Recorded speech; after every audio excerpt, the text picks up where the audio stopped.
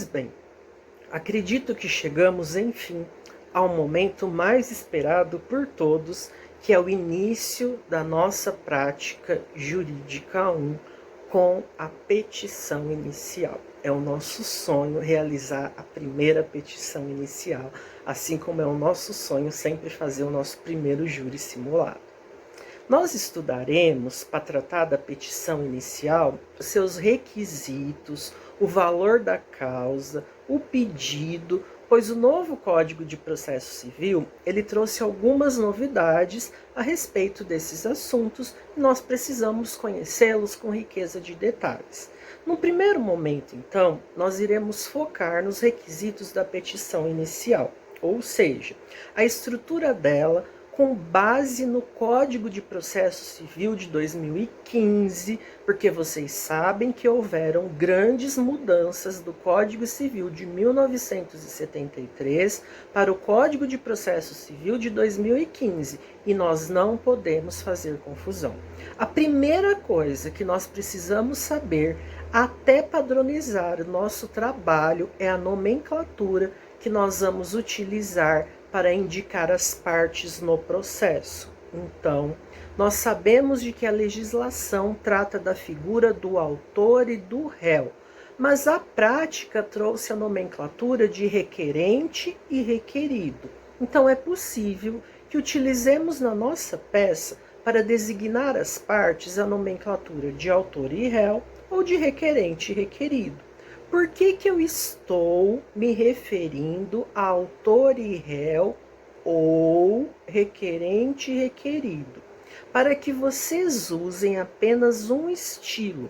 Se começarem tratando a parte como autor, você tem que tratar a outra parte como réu e use isso durante a sua peça inteira.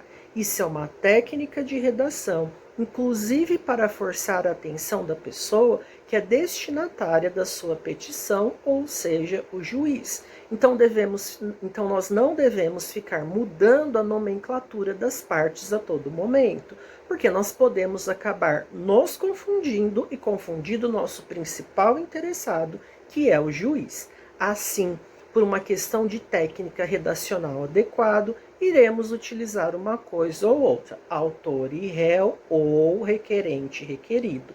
Não vamos ficar nessa de usar reclamante, reclamado, por exemplo, porque não é bem a nomenclatura adequada para nós utilizarmos nas nossas ações cíveis.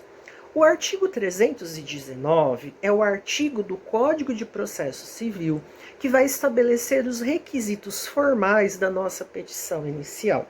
E o primeiro deles, ele vai dizer que a petição inicial vai indicar o juízo a qual ela é dirigida. Com isso, temos que resgatar todo o nosso aprendizado com o direito processual civil sobre juízo competente. Afinal, nós temos que saber para onde direcionar, qual é a matéria que está sendo disciplinada, que tipo de juízo, se é o juízo da primeira instância, no caso de uma ação originária de primeira instância, ou se é o juízo do tribunal, por exemplo, numa ação rescisória, em que você propõe a ação na segunda instância, no caso de uma rescisão regular, de uma ação civil regular. Então, nós temos que definir a competência. Aí, você vai direcionar ao excelentíssimo senhor doutor juiz de direito, deixa um espaço, da vara cível da comarca de, deixa outro espaço.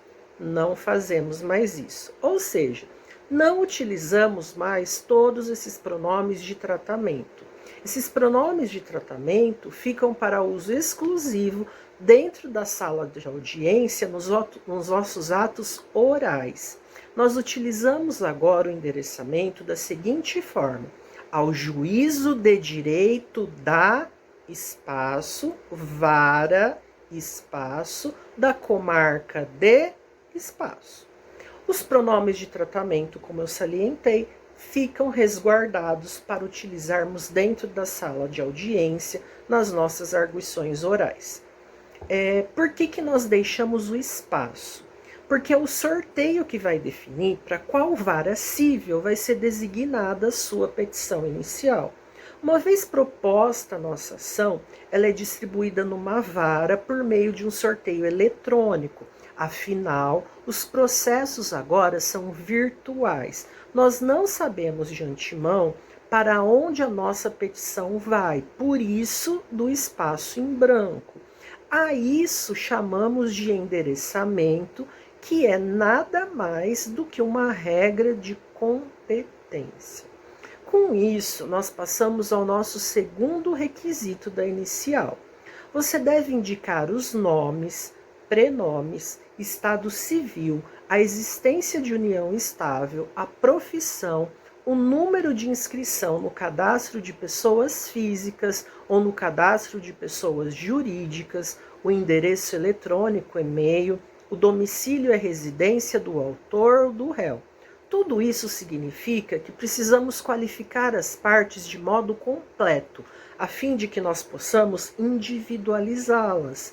Além disso, essa individualização também serve para que se tomem medidas de comunicação processual diretamente às partes, principalmente ao requerido, porque ele vai ser citado no endereço que o requerente indicar na sua petição. O terceiro requisito é o fato e os fundamentos do pedido. Quando se fala do fato e dos fundamentos, ou dos fatos que levaram o requerente a efetuar o pedido, esses fatos precisam ser apresentados de forma lógica e cronológica. Nós sempre temos que imaginar quando só formos contar o fato ou expor os fatos à terceira pessoa, nós temos que imaginar que essa terceira pessoa não conhece aqueles fatos.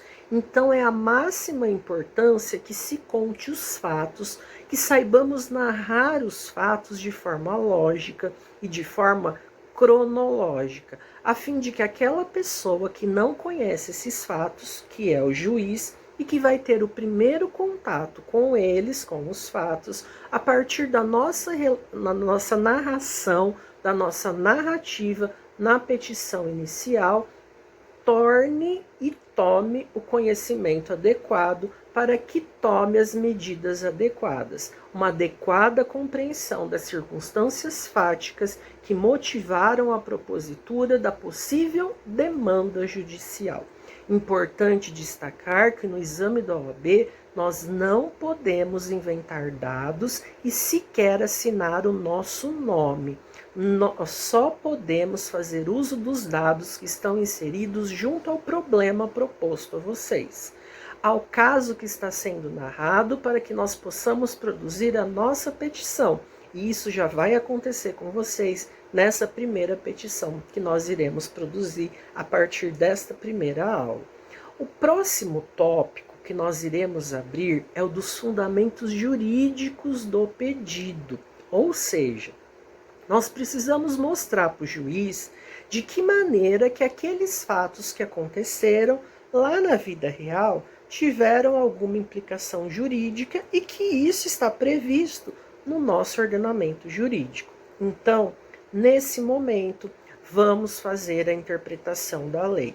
Mas vamos fazer a interpretação de julgados, de doutrinas e tudo isso para mostrar de que maneira que aqueles fatos precisam ser analisados à luz do nosso ordenamento jurídico. Nós devemos apresentar os argumentos em ordem de importância, do mais importante para o menos importante. Devemos ainda apresentar o pedido e as suas especificações. É o momento de dizer ao juiz o que exatamente nós estamos desejando obter com essa petição. E nós temos ainda que inserir o valor da causa. Ao final da sua petição, você vai dizer qual é o valor da sua pretensão.